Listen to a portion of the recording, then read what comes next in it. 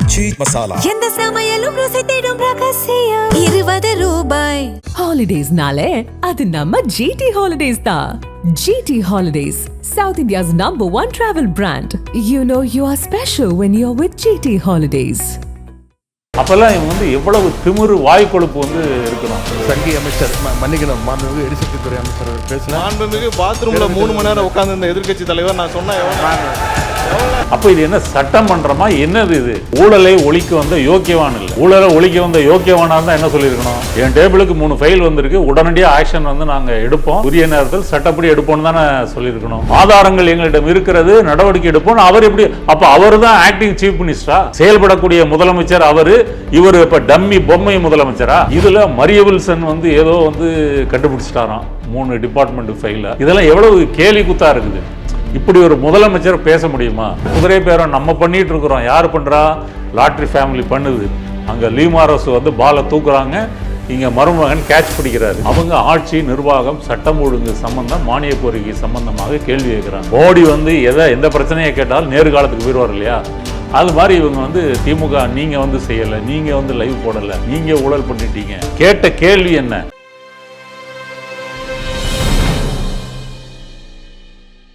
நக்கீரன் நேயர்களுக்கு வணக்கம். இன்று நம்முடன் கருத்துக்களை பகிர்ந்து இணைந்திருக்கிறார் இடதுசாரி செயற்பாட்டாளர் நாதன் அவர்கள். வணக்கம் சார். வணக்கம். இன்னைக்கு சட்டசபை ஆரம்பித்த உடனே எதிர்கட்சி தலைவர் உதயநிதி பேசும்பொழுது சொல்கிறார், முதலமைச்சர் ஏற்கனவே பேசியிருந்தார், 3 ஃபைல் இருக்குது, அதை பார்க்குற மாதிரி வச்சிடாதீங்க அப்படிலாம் பேசியிருந்தார்.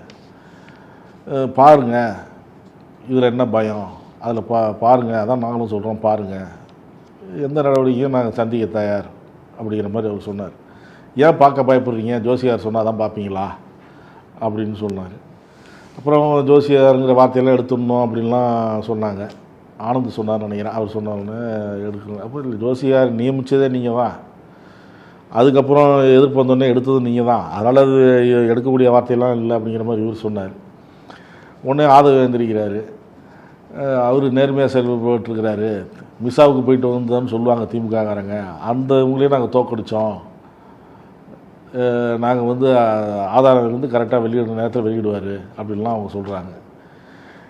முதலமைச்சர் அன்றைக்கி பேசினப்பயே திமுக இது வந்து சரியாக எழுத்து அடிக்கலை அப்படின்னு சொன்னாங்க. இப்போ உதயநிதி வந்து சட்டப்பேரவையிலேயே அதை 3 ஃபைலை வந்து வெளியிடுங்க, எதற்கும் தயார், தப்பு இருந்தால் நடவடிக்கை எடுங்க அப்படிங்கிறார். எப்படி பார்க்குறீங்க? இதை இன்னைக்கு உதயநிதி பேசினதை முன்னாடியே திமுக இதை எதிர்கொண்டிருக்கணும். ஏன் அப்படின்னு சொன்னால், விஜய் சொன்னதை, முதலமைச்சர் விஜய் சொன்னதை நல்லா பாருங்கள். நிதியமைச்சர் மரிய வில்சன் சொன்னது ஒன்றும் பொய் இல்லை. என் டேபிளுக்கு 3 டிபார்ட்மெண்ட்டோட ஃபைல் வந்து தணிக்கை செய்யப்பட்டு இருக்குது, அதை ஓப்பன் பண்ண வச்சிடாதீங்க அப்படின்னு சொல்கிறாரு. அப்படின்னா என்ன அர்த்தம்? என்கிட்ட ஆதாரம் இருக்குது, நான் வந்து நடவடிக்கை எடுக்க முடியும், ஆனால் நீங்கள் வந்து என்னை வெறுப்பேற்றி எல்லாரும் என்னை வந்து போழ்ந்துட்டுருக்குறாங்க, மானே தேனே கொடுத்தவரெல்லாம் கொடுத்தாருன்னு பாட்டு பாடியே என்னை குளிர வச்சுட்ருக்குறாங்க, நீங்கள் மட்டும் எதிர்த்து பேசிகிட்டு இருக்கிறீங்க, கம்முன்னு இருங்க, இல்லைன்னா எடுத்துருவேன் அப்படின்ற மாதிரி ஒரு மிரட்டல் துணியில் பேசுகிறாரு. அப்போ இவர் ஊழலை ஒழிக்க வந்த யோக்கியவான் இல்லை. ஊழலை ஒழிக்க வந்த யோக்கியவானாக இருந்தால் என்ன சொல்லியிருக்கணும்? என் டேபிளுக்கு 3 ஃபைல் வந்திருக்கு, உடனடியாக ஆக்ஷன் வந்து நாங்கள் எடுப்போம், உரிய நேரத்தில் சட்டப்படி எடுப்போம்னு தானே சொல்லியிருக்கணும். அதை எடுக்க வச்சிடாதீங்க, எப்போ எந்த சமயத்தில் எடுக்கணும் அப்படின்றது தெரியும், அப்போ வந்து எடுப்போம், இடைத்தேர்தலாம் உங்களுக்கு வாக்கு வராமல் போயிடும், இப்படி வந்து பேசுகிறாரு. இது அன்றைக்கே திமுக தட்டி கேட்டிருக்கணும். இன்றைக்கி தான் உதயநிதி ஃபார்முக்கு வந்து அதை சரியாக கேட்டிருக்கிறார். என்ன அப்படின்னு கேட்டிங்க அப்படின்னு சொன்னால், அரசாங்கத்தில் செலவழிக்கப்படுகின்ற பணம் எல்லாமே ஒரு அக்கவுண்டட் மணி, அது ஒரு ஆடிட்டட் மணி. எந்த டிபார்ட்மெண்ட்டாக இருந்தாலும், டெண்டராக இருந்தாலும், அந்த பணம் என்பது இங்கே தணிக்கைத்துறை இருக்குது, அதை வந்து ஆடிட் செய்யப்பட்டு தான் அது வந்து முன்வைக்கப்படும். அதன் பிறகு மத்திய தணிக்கை சிஏஜி அவங்க வந்து ஆடிட் செய்வாங்க. செஞ்சுட்டு இந்த ஒதுக்கப்பட்ட தொகை உரிய திட்டத்திற்கு உரிய முறையில் செலவழிக்கப்பட்டிருக்கிறதா, இல்லை வந்து வீணடிக்கப்பட்டிருக்கிறதா, இப்படின்னு கவர்மெண்டில் ஒவ்வொரு ரூபாயும் வந்து ஆடிட்டிங்கும் அக்கௌண்ட்டுக்கும் உட்பட்டது. இதில் மரிய வில்சன் வந்து ஏதோ வந்து கண்டுபிடிச்சிட்டாராம் 3 டிபார்ட்மெண்ட் ஃபைலை, அதை விஜய் வச்சுருக்கிறாராம். விஜய்க்கு வந்து அது கூட்டல் கழித்தெல்லாம் தெரியாது, அதனால் ஒரு கால்குலேட்டர்லாம் ஒரு உதவியாளர்லாம் வந்து அக்கௌண்டன்ட்டெல்லாம் வந்து அவர் சொல்லி இவ்வளோலாம் கூட்டல் வந்து டேலி ஆகலை, இதெல்லாம் இதெல்லாம் எவ்வளவு கேலி கூத்தாக இருக்குது. இப்படி ஒரு முதலமைச்சர் பேச முடியுமா? இதனுடைய நோக்கம் வந்து என்ன அப்படின்னு சொன்னால் கேட்டிங்கன்னா, இப்போ நீங்கள் சொன்ன மாதிரி உதயநிதி சொன்ன மாதிரி அந்த ஃபைல் இருந்ததுன்னா உள்ள உண்மையிலுமே ஆதாரம் இருந்தால் வெளியிட்டிருக்க வேண்டியது தான். இல்லை, கேஸ் போட்டிருக்கணும். அப்போ இல்லை, அப்படி இருந்ததுன்னா அவங்களுக்கு லட்டு கிடைச்ச மாதிரி தானே. ஆமாம், அதுக்கு ஏன் நீங்கள் இவ்வளவு தாமதிக்கிறீங்க? சட்டசபையில் உதயநிதி சொன்ன மாதிரி எதுக்கு பஞ்சு டயலாக் மாதிரி சவுடால் அடிக்கிறீங்க? இருந்தால் கேஸை போட்டு நாங்கள் எதிர்கொள்கிறோம் அப்படின்னு சொல்கிறாருல்ல. இதை உங்களை செய்ய தடுத்தது யார் அப்படின்னா, உங்கள்கிட்ட உரிய ஆதாரங்கள் எதுவும் இல்லை. இவங்களுடைய நோக்கம் வந்து என்னன்னா, இருக்குன்னு தானே சொல்கிறாங்க. அதுதான் சார், உரிய நேரத்தில் ஆதாரம் இருக்குது, உரிய நேரத்தில் வெளியிடப்படும். அது வந்து ஒரு பிஜேபி மோடி ஸ்டைல். இப்போ மோடி வந்து இடி அனுப்புவார். இப்போ 2Gக்கு என்ன நடந்துச்சு சொல்லுங்கள்? 2Gக்கு 1,76,000 கோடி அப்படின்னு அந்த நம்பரை போட்டு எல்லா தேசிய பத்திரிகைகளும் பிரிண்ட் மீடியாலே வந்துச்சு. கடைசியில் கேஸ் என்னாச்சு? கேஸு ஊற்றிக்கிச்சு. நீதிபதி என்ன சொல்கிறாரு? ஆதாரங்கள் சிபிஐ கொண்டு வருவாங்கன்னு காத்திருந்தேன், கடைசி நாள் வரைக்கும் வரலை அப்படின்னு சொல்லி ஆராசாவை விடுதலை பண்ணுறாரு. இப்போ என்னுடைய கேள்வி என்னென்னா, இந்த டேமேஜை ஏற்படுத்தி ஆராசாவை நீங்கள் திகார் சிறைகளை உள்ள தள்ளினீங்களா இல்லையா?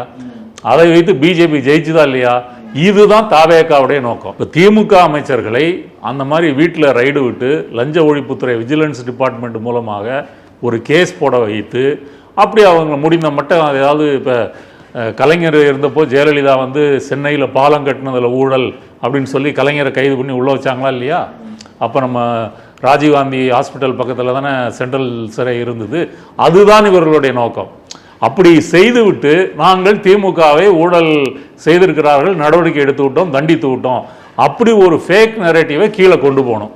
இதுதான் தாவேகாவுடைய நோக்கமே தவிர உண்மையிலேயே அவர்கள் ஆதாரம் வைத்து கொண்டு செயல்பட மாட்டார்கள் என்பதற்கு ஒரே ஒரு உதாரணம் ஊத்தங்கர கேஸ். ஊத்தங்கர கேஸ் இன்னும் ஊற்றி மூடப்பட்டதா இல்லையா? என்னெல்லாம் பேசுனாங்க. அதாவது சபாநாயகர் மேலே நம்பிக்கையில்லா தீர்மானம் வருமா, அதுக்கு தாவேகா எம்எல்ஏகளை விலைக்கு வாங்கிறதுக்காக அரும்பாக்கத்தில் இருந்த திருநாவுக்கரசு மற்றும் பலர் 9 பேர் அவங்கெல்லாம் கூடி பேசி பெங்களூரில் ரூம் போட்டாங்க. சிங்கப்பூர்லேருந்து கால் வந்துச்சு. இங்கே சென்னையில் ஒரு ஸ்டார் ஹோட்டலில் வந்து செந்தில் பாலாஜியும் அவங்க தம்பியும் ரூம் போட்டாங்க. அந்த சிசிடிவி ஃபுட்டேஜ் வந்து அழிச்சிட்டாங்க. என்னெல்லாம் பேசுனாங்க. என்னாச்சு இன்றைக்கி இந்த கேஸு? அந்த ஜாமீனில் இருந்து வெளியே வந்தவங்க எல்லாரும் உயர்நீதிமன்றத்தில் சொன்ன முறையீடு வந்து என்ன அப்படின்னு சொன்னால், இது ஒரு பொய் கேஸு, இதை திருவல்லிக்கேணி தமிழ்நாட்டு போலீஸ் விசாரித்தால் உண்மை வெளியே வராது, சிபிஐ வைத்து விசாரிங்க. யாராவது தப்பு பண்ணியிருந்தவங்க சிபிஐ கூப்பிடுவாங்களா? யோசிச்சு பாருங்க. குற்றம் சாட்டப்பட்டவர்களே சொல்றாங்க சிபிஐ வச்சு விசாரிங்க அப்படின்னு. ஒருத்தர் இல்லை, ஜாமீனில் வர்றவர் ஒவ்வொருத்தராக வந்து கோரின உடனே ஜட்ஜியே குழம்பி போயிட்டாரு. இது என்ன கேஸ் அப்படின்னு சொல்லி அந்த விசாரணையை நிறுத்த சொல்லிட்டார். ஊத்தங்கரை இளையராஜா எம்எல்ஏ கேஸ் இருக்கு இல்லையா, அதை விசாரிக்க கூடாதுன்னு நிறுத்திட்டார். அப்போ இவர்கள் செய்த சதி செயல் இருக்கு இல்லையா, ஆக்சுவலாக குதிரை பேரம் பண்ணது தாவேகா. அதிமுகலேருந்து 6 எம்எல்ஏக்களை பேசி வாங்கினீங்க, அதுக்கு பிறகு தொடர்ந்து பேசிகிட்டு இருக்கிறீங்க. இதில் இந்தியன் எக்ஸ்பிரஸில் வந்து ஒரு கட்டுரை வந்தது, இன்னும் ஒரு 10 எம்எல்ஏக்கள் வர காத்திருக்கிறார்கள், தருணம் பார்த்துருக்கிறார்கள். இதெல்லாமே நடந்தது. இந்த குதிரை பேரத்தை தடுப்பதற்காக திமுக தான் குதிரை பேரம். அது எப்படி சார் ஒரு எம்எல்ஏ வச்சு ஆட்சியை கவிழ்க்க முடியும்?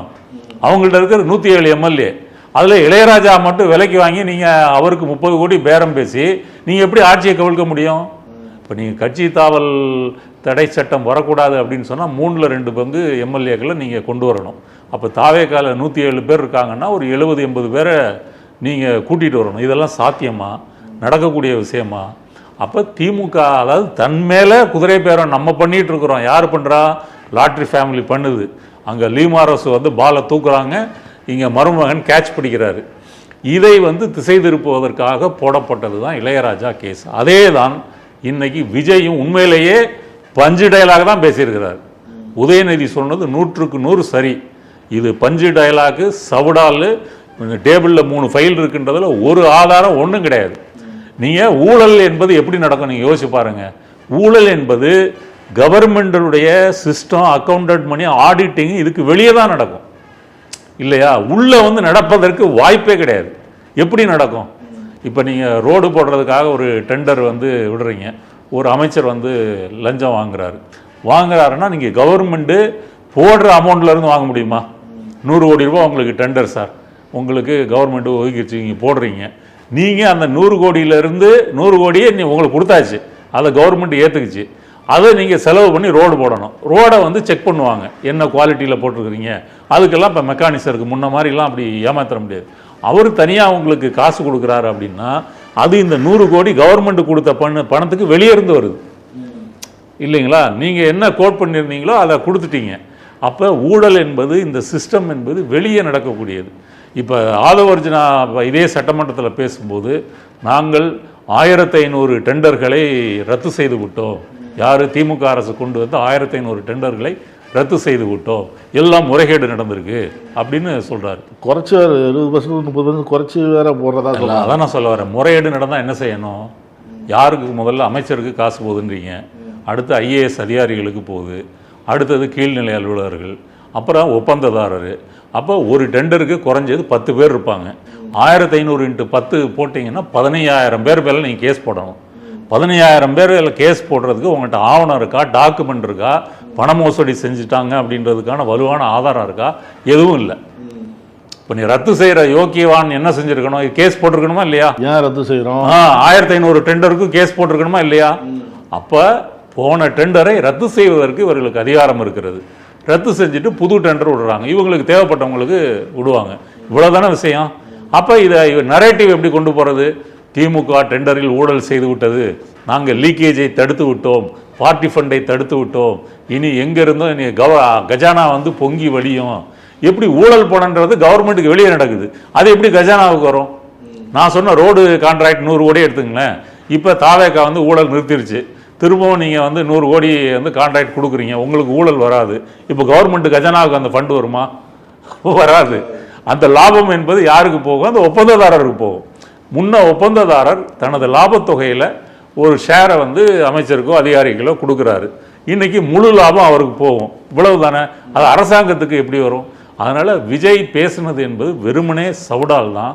அதை இப்போ நீங்கள் பாருங்கள், விஜய் இங்கே உட்காந்துருக்கிறார். இன்றைக்கி வந்து வெள்ளிக்கிழமைன்றதுனால வேட்டி சட்டை, அதில் வந்து அதெல்லாம் ஜோசியர் சொல்லியிருப்பாரா என்ன நமக்கு தெரியல, மங்களகரமாக உட்காந்துருக்கிறாரு. உதயநிதி இப்படி பேசுகிறாரு, நான் சவால் விடவில்லை, பகிரங்க சவாலாக விடுறேன், முடிஞ்சால் நீங்கள் ஆக்ஷன் எடுங்க அப்படின்னு. யார் எந்திரிச்சு பதில் சொல்லணும்? விஜய் தானே எந்திரிச்சு பதில் சொல்லணும். அவர் தானே முதலமைச்சர், அவர் தானே இதை விட்டாரு, பேசினாரு. அவர் ஃபைல் இருக்குன்னு திறக்க வச்சிடாதீங்க. ஆமாம், அவர் டேபிள்கிட்ட தானே இருக்கு. அவர் டேபிளில் இருக்கிற ஃபைலை வந்து ஆதவர்ஜுனா எப்படி படித்தார்? ஆதவர்ஜுனா பொதுப்பணித்துறை அமைச்சர். நீங்கள் எதுவும் அவர் முதலமைச்சர் இல்லாத நேரம் போய் தனியாக போய் அதை என்ன இருக்குன்னு அப்படி எதுவும் பார்த்துட்டாரா? அவர் எப்படி பேச முடியும்? ஆதாரங்கள் எங்களிடம் இருக்கிறது, நடவடிக்கை எடுப்போம். அவர் எப்படி? அப்போ அவர் தான் ஆக்டிங் சீஃப் மினிஸ்டரா? செயல்படக்கூடிய முதலமைச்சர் அவர். இவர் இப்போ டம்மி பொம்மை முதலமைச்சரா? எப்படி இதை வந்து அவர் பேச முடியும்? இப்போ ஏற்கனவே வந்து போலீஸ் சம்பந்தமான சட்டம் ஒழுங்கு, கொலைகள், மாணவர்கள் கொலைகள், இது போதைப் பொருள், இது எல்லாம் வந்த போது கூட விஜய் அமைதி காத்தார். உங்களுக்கு ஞாபகம் இருக்கும், முதல் முறையாக சட்டமன்றம் கூட்டப்பட்ட போதே திமுக வந்து சிஎம் சார் வாயத்துறங்க, இந்த பேட்ஜ் குத்திட்டு தானே சபைக்கு வந்தாங்க இல்லையா? அந்த கடுப்பில் தான் அது முடியும் போது இவர் விஜய் வந்து அப்பாவை காணோன்னு சொன்னது, இந்த சிம்பிள் வச்சதெல்லாம் அந்த வெறுப்பில் தான். அப்பவும் அவர் வாயை திறக்கலை, இப்பவும் அவர் வாயை திறக்கலை. அப்போ இவர்கள் எப்படி தேர்தலுக்கு முன்னாடி திமுக தீய சக்தி, திமுக ஊழலாட்சி, திமுக கொள்ளடிக்கிறாங்க, மன்னராட்சி, இதுக்கு ஏதாவது தரவுகள், டேட்டா, ஆவணம் இல்லை, கோர்ட்டில் கேஸ் எதுவும் போட்டாங்களா? எதுவும் இல்லை. அப்போ இது மேலோட்டமாக இந்த வெறுப்பு பிரச்சாரத்தை கீழே கொண்டு போய் இவர்கள் அதை வந்து மக்கள் மத்தியில் கொண்டு போகிறது. இப்போவும் நான் இப்போ பல பேர்கிட்ட பேசினேன், மக்கள்கிட்ட எப்படி பிரச்சாரத்தை கொண்டு போயிருக்கிறாங்கன்னா, விஜய் வந்து ஊழலை ஒழிச்சிட்டாரு வந்து எல்லாரும் பேசுகிறாங்க. எங்கே ஊழல் ஒழிஞ்சுது? எந்த டிபார்ட்மெண்ட்டில் ஒழிஞ்சுது? நம்ம வந்து ஆட்சி மாற்றம் நடக்கும்போது அதிகாரிகள் பொதுவாக ஆனந்த் பேசும்பொழுதே யாரு என்னன்னு பார்க்க மாட்டாரு, ஒரு சின்ன தப்பு செய்ய விட மாட்டாரு அப்படின்னு தானே அவர் சொல்றாரு.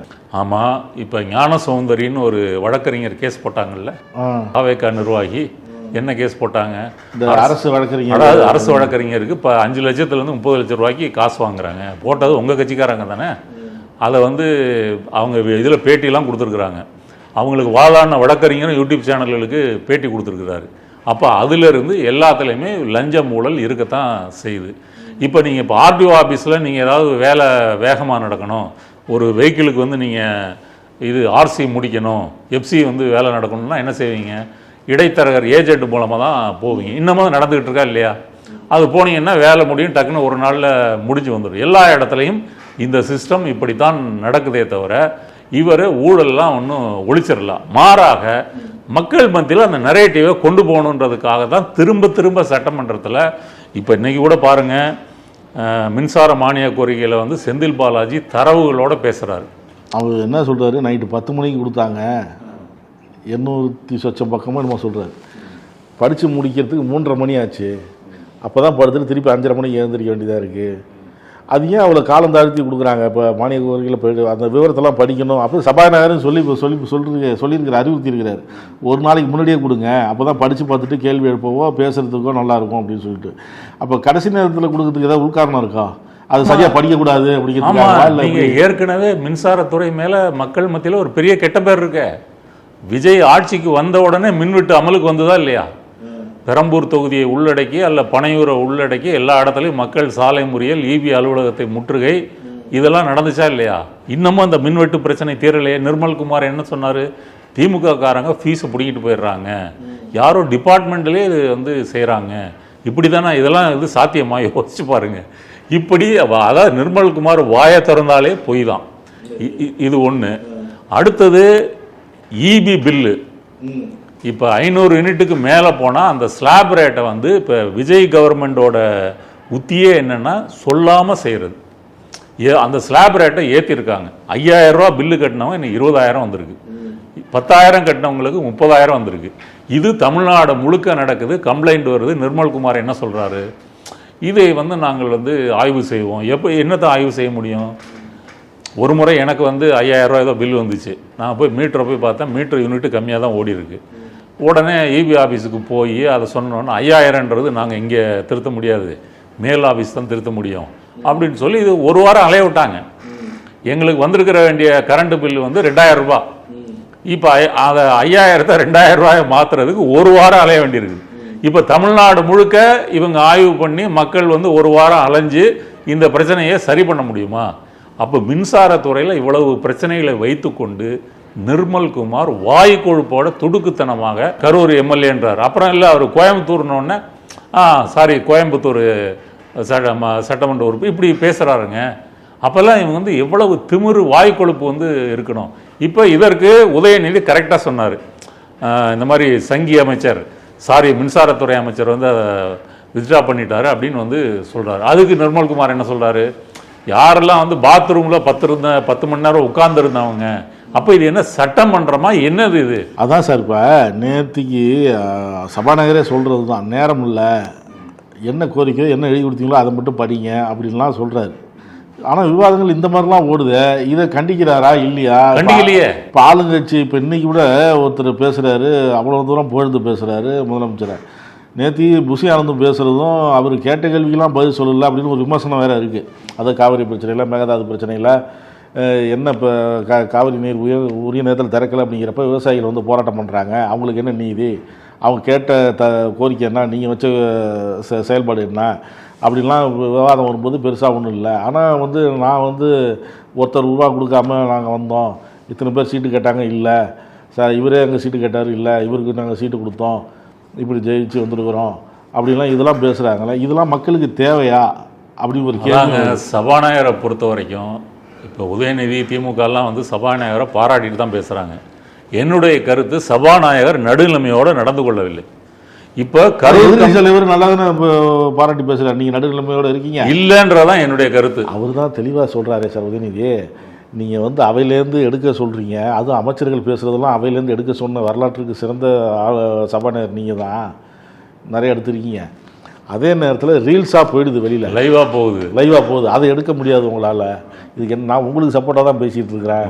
அதை சொல்கிறாரு. இப்போ நிர்மல்குமார் வந்து கரூர் கம்பெனி சாரி அப்படின்னு சொன்னார் இல்லையா, அதான் அவர் தான் நீக்கிட்டாரே விடுங்க அப்படின்றாரு. நிர்மல்குமார் அதான் நீக்கிட்டார் உட்காருங்க அப்படின்றாரு. இதெல்லாம் என்னங்க சட்டமன்றத்தில் எப்படி நடந்துக்கிறாங்க பாருங்கள். இப்போ தாவேகா வந்ததுலேருந்து ஆதவர்ஜனா, நிர்மல்குமார், ராஜ்மோகன் யாரை எடுத்துக்கிட்டிங்கனாலும் அவங்களுடைய மொழி என்பது நம்ம மக்கள் பிரதிநிதிகள், அவங்க எதிர்க்கட்சி, அவங்க ஆட்சி நிர்வாகம் சட்டம் ஒழுங்கு சம்பந்தம் மானிய கோரிக்கை சம்பந்தமாக கேள்வி கேட்குறாங்க. அதுக்கு பதில் சொல்லணுன்றதை விட்டு இவர்கள் நேரடியாக நீங்கள் எப்படி மோடி வந்து எந்த பிரச்சனையை கேட்டாலும் நேரு காலத்துக்கு போயிடுவார் இல்லையா, அது மாதிரி இவங்க வந்து திமுக நீங்கள் வந்து செய்யலை, நீங்கள் வந்து லைவ் போடலை, நீங்கள் ஊழல் பண்ணிட்டீங்க. கேட்ட கேள்வி என்ன? கோயம்புத்தூரில் அமுதன் வந்து போதைப்பொருள் கும்பலால் அதை காட்டி கொடுத்ததால் கொலை செய்யப்பட்டு விட்டார் அப்படின்னு அவங்க பெற்றோர்கள் சொல்கிறாங்க. அப்படின்னு சொன்னால் இது ஆதவர்ஜனா என்ன சொல்கிறாரு, 2020க்கு முன்னாடி தமிழ்நாட்டில் வந்து போதைப்பொருளே இல்லை அப்படின்றார். போதைப்பொருள் குற்றமே இல்லை, திமுக வந்த பிறகு தான் வந்துச்சுன்னு பச்சை பொய்ய சொல்கிறாரு. இதை சபாநாயகர் அனுமதிக்கிறாரா இல்லையா? இப்போ சபாநாயகர் வந்து இதை நான் வந்து விசாரித்து விட்டு சொல்லுகிறேன், மாண்புமிகு அமைச்சர் சொன்னது உண்மையா பொய்யா அப்படின்றது அப்படி ஏதாவது சொல்லணும்ல. அதுக்கு பிறகு இணையத்தில் எல்லாம் வருது. அதுக்கு முன்னாடி டேட்டா படி வந்து பார்த்தீங்க அப்படின்னு சொன்னால் ஒவ்வொரு வருஷம் போதைப்பொருள் வந்து எடப்பாடி ஆட்சியில் எவ்வளோ கேஸ் வந்து பதிவு பண்ணியிருக்கிறாங்க. 28,000 கிலோ கஞ்சாவையெல்லாம் கைப்பற்றி இருக்கிறாங்க எடப்பாடி ஆட்சியில். இவர் இப்படி பேசுகிறாரு. அப்போ இவர்கள் மக்கள் பிரதிநிதிகளாக ஆளுங்கட்சிகளாக வரவில்லை. இவங்க எப்படி தேர்தலுக்கு முன்னாடி தீய சக்தி திமுகன்னு வச்சு ஓட்டினாங்களோ அதே அந்த பஞ்சு டயலாக இப்போவும் வந்து ஓட்டிக்கிட்டு இருக்கிறாங்க.